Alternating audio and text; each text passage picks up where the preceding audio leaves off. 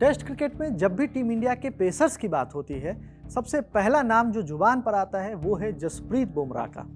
विराट कोहली और रोहित शर्मा के संन्यास के बाद टीम में फिर भी बैटर्स दिख रहे थे जिन पर भरोसा किया जा सकता है।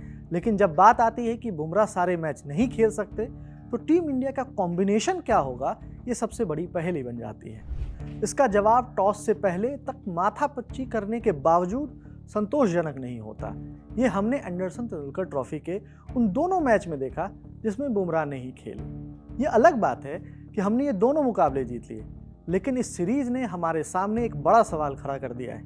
क्या टेस्ट क्रिकेट में अब बुमराह से आगे सोचने का समय आ गया है? भारतीय बैटिंग लाइनअप ने इंग्लैंड में कमाल कर दिया। इसने उन सभी सवालों का जवाब दे दिया जो इस सीरीज से पहले पूछे जा रहे थे। लेकिन असल टेंशन बैटिंग की नहीं, अब बॉलिंग की ही है।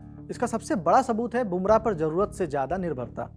बुमराह अब खुद चोट की वजह से पहले जैसे असरदार नहीं दिख रहे। ऐसा नहीं है कि वो टेस्ट क्रिकेट में विकेट नहीं ले रहे, लेकिन जब उन पर अतिरिक्त दबाव पड़ता है उनका प्रदर्शन बहुत औसत रहता है। इसका एक बहुत बड़ा कारण ये भी है कि जब बुमराह खेलते हैं दूसरे बॉलर्स ना तो उतना दबाव लेते हैं और ना ही वो कंसिस्टेंट होते हैं। जसप्रीत बुमराह ने सीरीज की शुरुआत से पहले ही ऐलान कर दिया था कि वो सिर्फ 3 मुकाबला ही खेल सकेंगे।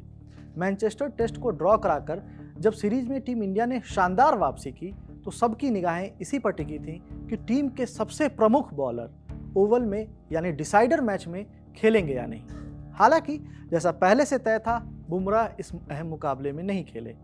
वर्ल्ड क्रिकेट में बुमराह का नाम बड़े सम्मान से लिया जाता है। वो 21वीं सदी के सबसे बेहतरीन तेज गेंदबाजों में से एक हैं। 19.6 का टेस्ट औसत जो 200 से ज़्यादा विकेट लेने वाले गेंदबाजों में सबसे बेस्ट है। लेकिन उनकी चोटों और टीम में बाकी गेंदबाजों का प्रदर्शन उस लेवल का नहीं होने की वजह से उन पर बढ़ते दबाव ने अब टेस्ट क्रिकेट में उनके भविष्य पर सवाल उठा दिया है। उदाहरण के तौर पर आप मोहम्मद सिराज को ही ले लें। बुमराह के साथ खेले गए 25 टेस्ट मैच में सिराज ने 74 विकेट लिए हैं। इस दौरान उनका औसत 35 और स्ट्राइक रेट 57.3 का रहा है। न्यूजीलैंड के खिलाफ घरेलू सीरीज में टीम इंडिया 3-0 से हार गई थी। उस सीरीज में बुमराह का प्रदर्शन बहुत फीका रहा था। इसके बाद ऑस्ट्रेलिया में बुमराह ने पहले ही मैच में कप्तानी संभाली तो अकेले दम पर पहला टेस्ट जिता लिया। इस सीरीज में बुमराह ने बेहतरीन बॉलिंग की थी। उन्होंने 5 मैचों में 32 विकेट लिए थे, जबकि सिराज ने 20 लिए थे। हालांकि सीरीज में सबसे ज्यादा दबाव होने की वजह से बुमराह की पीठ की चोट फिर से उभर आई और उन्हें टीम से बाहर होना पड़ा। जसप्रीत बुमराह ने इस साल आईपीएल में वापसी की। इकोनॉमी रेट 7 से कम रही, लेकिन टेस्ट क्रिकेट की बात ही अलग है। वर्कलोड और फिटनेस की वजह से उन्हें एक सीरीज में 3 से ज्यादा टेस्ट न खेलने की सलाह दी गई। इंग्लैंड के खिलाफ हुई सीरीज के पहले टेस्ट में बुमराह ने पहली इनिंग में 5 विकेट लेकर उम्मीदें जगाईं, लेकिन जब टीम को 371 रनों का बचाव करना था तो बुमराह विकेटलेस रहे। ऐसा पहली बार नहीं हुआ। 2021 वर्ल्ड टेस्ट चैंपियनशिप के फाइनल में भी वो एक भी विकेट नहीं ले पाए थे, जबकि उस पिच पर बाकी टीमों ने 250 रन भी नहीं बनाए थे। बुमराह ने इंग्लैंड के खिलाफ लॉर्ड्स टेस्ट की पहली इनिंग में भी 5 विकेट लिए, वहीं दूसरी इनिंग में उन्होंने 2 विकेट चटकाए। मैनचेस्टर टेस्ट में भी वो खेले, लेकिन इस मैच में वो 2 विकेट ही ले सके।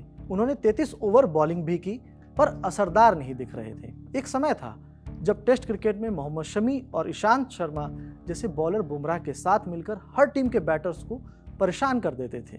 ये तीनों मिलकर 50-60 ओवर तक सटीक, कंट्रोल और स्विंग से बॉलिंग करते थे। 2018-19 में इस तीकरी ने कलेक्टिवली 40 मैच में 172 विकेट निकाले थे। वहीं 2018 में इस तीकड़ी ने एक कैलेंडर वर्ष में 131 विकेट लिया था। इसी के साथ इस तीकड़ी ने जोएल गार्नर, माइकल होल्डिंग और मैल्कम मार्शल की महान वेस्ट इंडीज तीकड़ी के 34 साल पुराने रिकॉर्ड को भी तोड़ दिया था। लेकिन अब यह तीकड़ी टूट चुकी है। मोहम्मद सिराज एक अच्छे बॉलर हैं, लेकिन शमी और ईशांत की तरह वो बुमराह के साथ मिलकर एक खतरनाक जोड़ी नहीं बना पा रहे हैं। इस सीरीज में सिराज भले ही सबसे ज्यादा विकेट लेने वाले बॉलर रहे, लेकिन जिन 3 मैचों में बुमराह खेले उनमें वो 5 इनिंग में कुल 7 विकेट ही ले सके। सिराज के अलावा बाकी बॉलर्स तो कंसिस्टेंटली टीम में जगह भी नहीं बना पा रहे हैं। प्रसिद्ध कृष्णा में रफ्तार तो है, लेकिन टेस्ट क्रिकेट में अनुभव की कमी है। बाएं हाथ के तेज गेंदबाज अर्शदीप सिंह से टीम को पारंपरिक स्विंग की उम्मीद है। आकाशदीप ने भी अच्छा प्रदर्शन किया, लेकिन टीम मैनेजमेंट उन पर पूरा भरोसा नहीं कर पा रहा। ऑलराउंडर शार्दुल ठाकुर पहले टेस्ट में बेअसर रहे और नीतीश कुमार रेड्डी को अभी अपनी गेंदबाजी पर बहुत काम करना है। प्रसिद्ध ने सीरीज के अंतिम मैच में 8 विकेट जरूर चटकाए, लेकिन सीरीज के 3 मैचों में उनकी इकोनॉमी लगभग 5 की रही। बॉलर्स की कमी के कारण टीम ने मैनचेस्टर में अंशुल कंबोज को भी मौका देकर देखा, लेकिन वो भी असरदार नहीं दिखे। वो मैनचेस्टर टेस्ट में सिर्फ 1 विकेट चटका सके। इनके अलावा बुमराह ही अगर एक मैच में अच्छा करते हैं तो अगले मैच में विकेट के लिए तरसते दिख रहे हैं। बुमराह के साथ बड़ी दिक्कत ये भी है कि वो अब पहले की तरह लंबे स्पेल में बॉलिंग नहीं कर सकते। यानी कोहली रोहित के बाहर होने की चर्चा तो बहुत हुई, लेकिन असली चिंता शमी ईशांत के बाहर होने की है। बुमराह टीम इंडिया के तीनों फॉर्मेट के सबसे प्रमुख बॉलर हैं। ऐसे में अगर सारे फॉर्मेट में इतना दबाव होगा तो ये तय है कि बुमराह के करियर पर इसका बुरा प्रभाव पड़ सकता है। यानी ये कहना गलत नहीं होगा कि बुमराह को जल्द फॉर्मेट चुनने की चुनौती का सामना करना पड़ सकता है। और अगर ऐसा हुआ तो टेस्ट क्रिकेट में बीसीसीआई भी चाहेगा वो एक ऐसे बॉलर को प्राथमिकता दे जो लंबी सीरीज में भी हर मैच खेल सके, वरना पेस बॉलिंग बैटरी तैयार करने की चुनौती हमेशा बनी रह जाएगी। इस रिपोर्ट में इतना ही। वीडियो को शूट किया आलोक ने। मैं सुकांत। देखते रहिए लर्न टॉप स्पोर्ट्स। धन्यवाद।